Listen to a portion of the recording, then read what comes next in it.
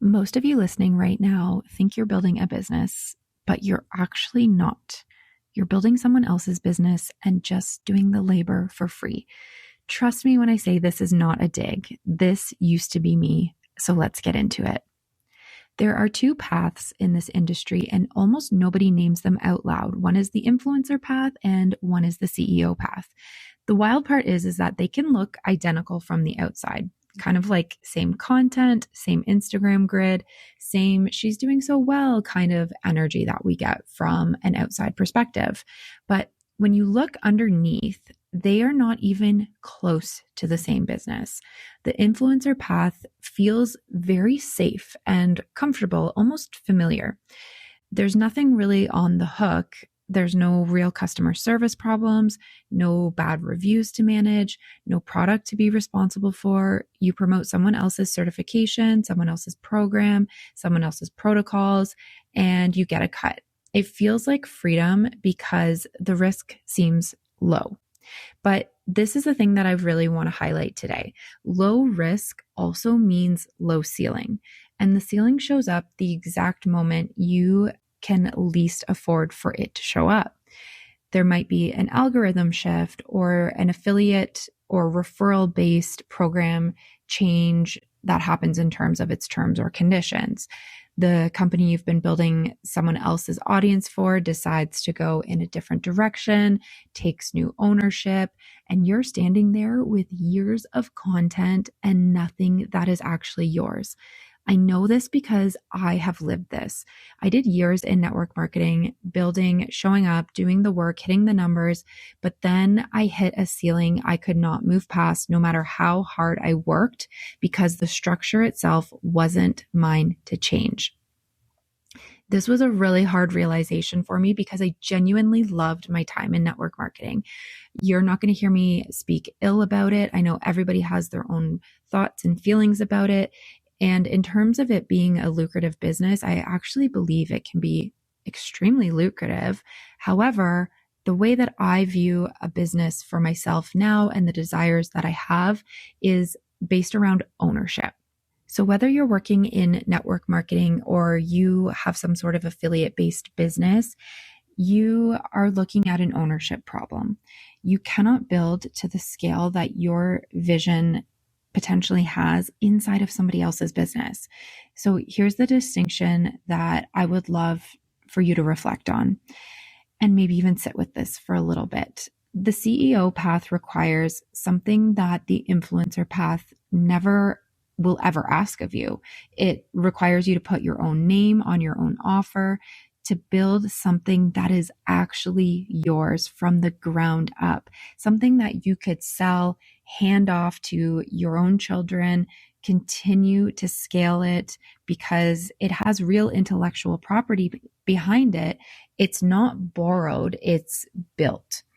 And I want to be honest about why most holistic nutritionists don't do this.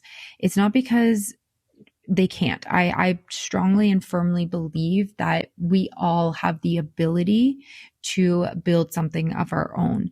But you came out of school knowing how to heal people, and that was the focus. Nobody taught us the business side in a way that actually meant we could build a meaningful business. We could build a practice, but we definitely weren't taught how to build a scalable and sellable business. So a lot of us end up defaulting to something that feels more achievable.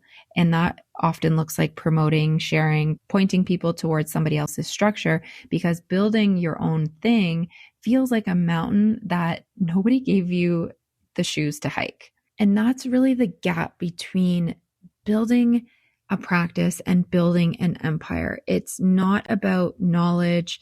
It's really just an ownership gap. And one of the things that sat in my mind for months before I made my decision official to leave the network marketing company that I was with was that I can't protect what I don't own. We saw some massive shifts happening in the network marketing space around 2021, 2022, and definitely into 2023. And that was really when I started to think, okay, this is problematic because I don't have control. But let's make this practical because naming the problem isn't enough. We actually want to make some changes to how we're doing things today so that several years from now, we don't come to this realization that we should have started owning our own stuff, including our offers, our website, our email list, all of that. So here's how you can actually start closing this gap right now, right after you're done listening to this episode. First, what you want to do is audit what you're currently promoting versus what you actually own. Make 2 lists on a piece of paper. List 1, everything in your business that belongs to somebody else. Affiliate links, someone else's certification, leaning on for credibility, somebody else's program or offers that you resell. And then list 2, everything that's actually yours. Your own framework, your own signature method, your own named process. If list 2 is empty or looking real thin right now, you have found your starting point. You're not behind. Don't ever think that you're behind. Now you just have some information. This is just data, and data is really helpful, but we can't ignore the numbers. We can't ignore our data. We can't ignore the fact that, ooh, you know what? Maybe I actually don't own too much. You just know exactly what to build now. And that's what this is all about. The second thing is to name one thing you already do with clients that doesn't have a name yet. Every one of you has some sort of process, a sequence, a way you walk a client from problem to result that you've never bothered to name because it felt just kind of like, well, this is what I do. That's the mistake. The second you name it, the thing that comes so naturally and so easily to you that you don't even put any value on it, that's actually your intellectual property. That's your IP. It becomes teachable, it becomes sellable, and it becomes marketable. And the cool thing is that it's unique to you. You don't need to invent something new. You just need to claim what's already yours and go and put a name on it. Okay, the third thing is ask the platform question before you build anything else over this summer. If Instagram disappeared tomorrow, if the affiliate program that you're currently using changed its terms, if the certifying body you lean on for credibility shifted its rules, would your business still exist?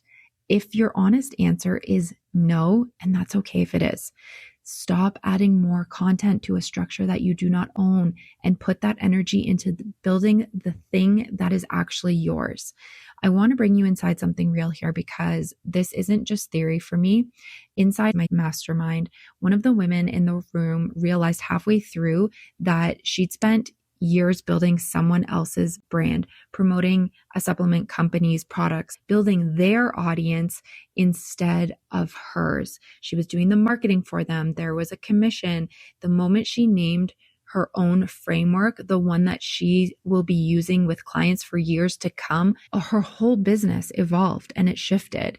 It's the same knowledge that was always there. It's the same skill, completely different business because now it's actually hers and she's put a stake in the ground to claim it as her own. And it's part of the work that we do inside of that mastermind. I want you to name what's already there. I want to see you building an ecosystem around it so it's sellable, scalable, and actually yours. It's the kind of room you want to be in come September. There's more details in the show notes, but it is the room that we focus on these things. I don't just want you creating an offer. I want you creating an ecosystem. I want you to be building something that is yours with 100% ownership behind it. That's really what an empire is. That's how you become a CEO. So go and run the audit I just gave you first. List 1, list 2, see what you find. That is your homework, I guess, for today.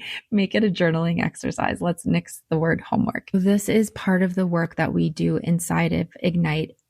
On top of getting community, coaching, being supported by other women in wellness, building really cool things that they actually own, we focus on ecosystem building, content and course creation, getting you into that CEO mindset, getting you from that place of renting to owning. That's what that is about.